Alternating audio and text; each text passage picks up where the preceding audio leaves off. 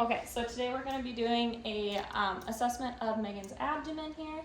So first I would have her pull her shirt up, and prior to that I would have her empty her bladder to the assessment. So I would also have the bed a little bit more level with where I'm at so I could do a good inspection. So I'm going to note the overall skin color. I'm going to look at her body contour around the abdomen, note that that's flat. I'm going to look for any pulsations in that abdominal aorta, and then I'm going to look at any peristaltic waves, and then look for any hernias, masses, and then note where her umbilicus is at. After inspection of all that, I'm going to do auscultation. We're going to listen in each quadrant, starting in the right upper quadrant, left upper quadrant, left lower quadrant, and right lower quadrant. Then I would take the bell of my stethoscope, and we're going to listen to her abdomen, or abdominal aorta, and listen for any bruits. Then we would note her renal arteries on both sides, her iliac arteries, and then we would note the femoral arteries as well. While I was down there, I would palpate the femoral arteries and the nodes and the inguinal nodes as well. So after inspection and auscultation, we will do percussion of the abdomen. So I would percuss in all of the quadrants, noting tympany, and then I would start at the midclavicular line and start at an area of resonance. I'm not going to do it with her breast tissue right now, but and then note from resonance to dullness over the liver, and then noting the bottom of the liver as an area of tympany to dullness, and that should be about 6 to 12 centimeters.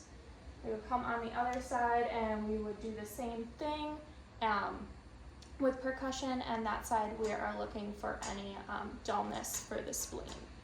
So we did not note either of those on her. Then we would also percuss for her, for the gastric bubble on the left side, and just note that that's a little bit lower in sound than the other ones. Then we are going to, let's see, palpate. So I'm going to start with light palpation of the abdomen, just kind of getting her used to my warmth of my hands and letting her bowels relax.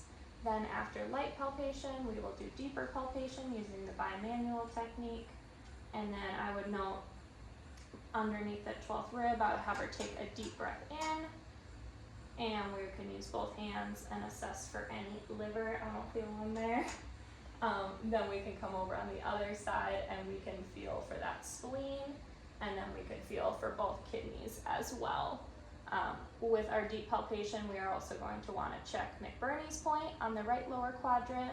We can check Murphy's sign if she had any pain on inspiration when we were palpating for that gallbladder. We can also do our other tests, which are our Rothsang sign. So that would be with palpation on the left side is going to produce pain in the right lower quadrant. Then we can have you stand up.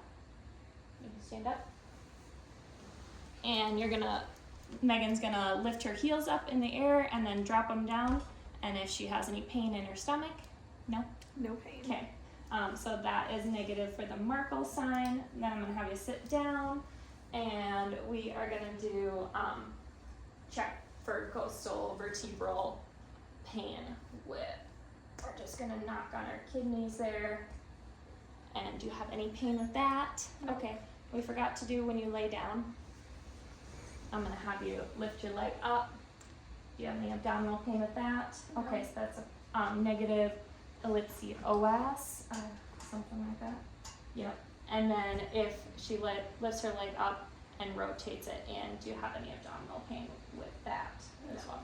Okay, so that is a negative obturator. And then I forgot at the beginning of inspection, when I'm gonna have her lift her head up a little bit, and then your chest up just a little bit, and I would note her abdominal muscles as well.